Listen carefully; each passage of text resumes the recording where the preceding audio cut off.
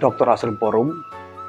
Kali ini saya ingin memperkenalkan satu buku yang terbit di awal tahun 2022 atau tepatnya sekitar bulan Januari 2022.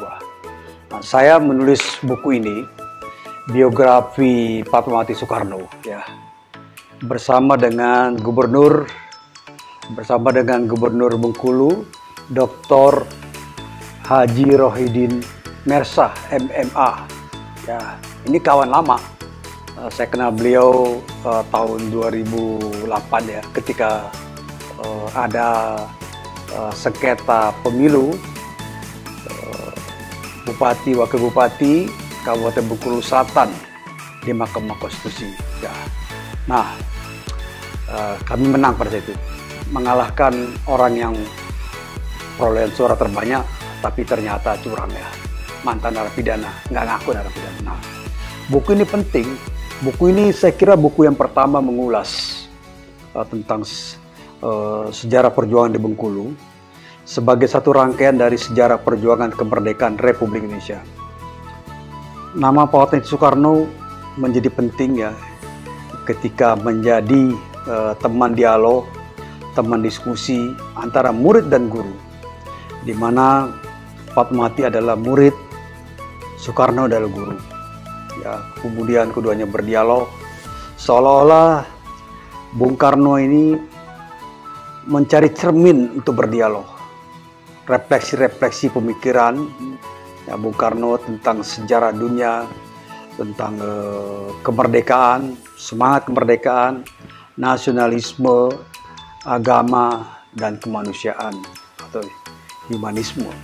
Itu yang diskusikan. Dan seorang murid yang cerdas, Fatmawati, bisa mencerna gagasan, semangat. Jadi penting sekali setelah Bung Karno dipindahkan tempat pengasingannya dari ND ke Bengkulu, terjadi suatu peristiwa tonggak yang sangat penting dalam sejarah kehidupan Bung Karno, sejarah kehidupan Fatmawati, dan sejarah bangsa ini. Bung Karno bertemu dengan Fatmawati. Ya, terjadilah dialog, ya, transformasi ilmu, transformasi semangat kemerdekaan. Dan itu yang kemudian mendorong mengapa Ibu Fatmawati mempersiapkan bendera merah putih menjelang kemerdekaan Republik Indonesia dalam situasi hamil tua anak pertama Guntur. Ini penting karena tidak semua negara punya sejarah seperti ini yang satu. Amerika punya selisih pendapat ya terhadap dua sumber penjahit bendera atau yang mempersiapkan bendera kemerdekaan Amerika Serikat. Indonesia tidak satu.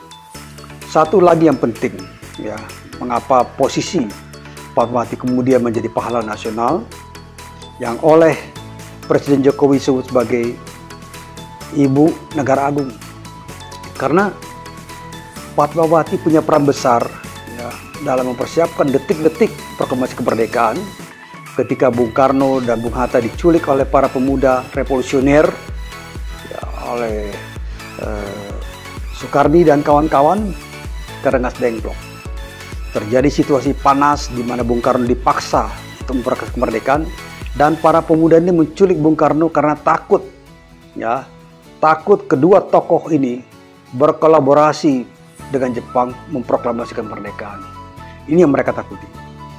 Dan kemudian Fatmawati bisa meredahkan kemarahan anak-anak muda ini dan memberikan jaminan bahwa Indonesia akan merdeka besok. Tidak sampai di situ juga, ya, Fatmawati memberikan keyakinan, landasan, dorongan, support moral pada Bung Karno di pagi hari menjelang proklamasi kemerdekaan. Bung Karno mengajak diskusi Fatmawati bersama dengan Bung Hatta di kamar tidur mereka.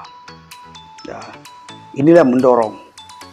Tidak berhenti di situ, Fatmawati juga menguatkan, memperteguh semangat Bung Karno ketika Belanda menangkap dan kemudian mentahan, membawa menculik Bung Karno dari Yogyakarta.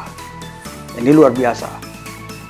Terakhir, bagaimana penghargaan ya terhadap bendera merah putih yang dijahit oleh Fatmawati bisa dilihat ketika Pak Harto bertanya kepada mantan ajudan Bung Karno, apakah betul ini ya, apakah betul ini adalah bendera yang dijahit oleh Bung Karno, ya maaf, oleh Fatmawati Soekarno. Dan dijawab oleh ajudan itu, ya dijawab oleh ajudan inilah betul ya, ini adalah betul bendera yang dijahit oleh Fatmawati. Jadi luar biasa penghargaan. Bahkan Pak Harto sendiri berusaha untuk meyakinkan dirinya bahwa ya bahwa ini adalah bendera yang dijahit oleh Fatmawati. Mutahar, mantan ajudan Bung Karno, memberi keyakinan. Disitulah letak pentingnya peran Ibu Fatmawati. Dan juga di dalam buku ini menceritakan suri teladan, ya suri teladan Ibu Fatmawati yang hidup dengan prinsip, berdiri tegak dengan prinsip, ya terutama dalam kehidupan pribadi, bahwa beliau menikah dengan Bung Karno tidak ingin dimadu, dan sejarah pernikahan mereka juga tidak perlu dengan menjadi dimadu. Dia tinggalkan di sana, hidup dalam situasi sederhana sampai beliau wafat.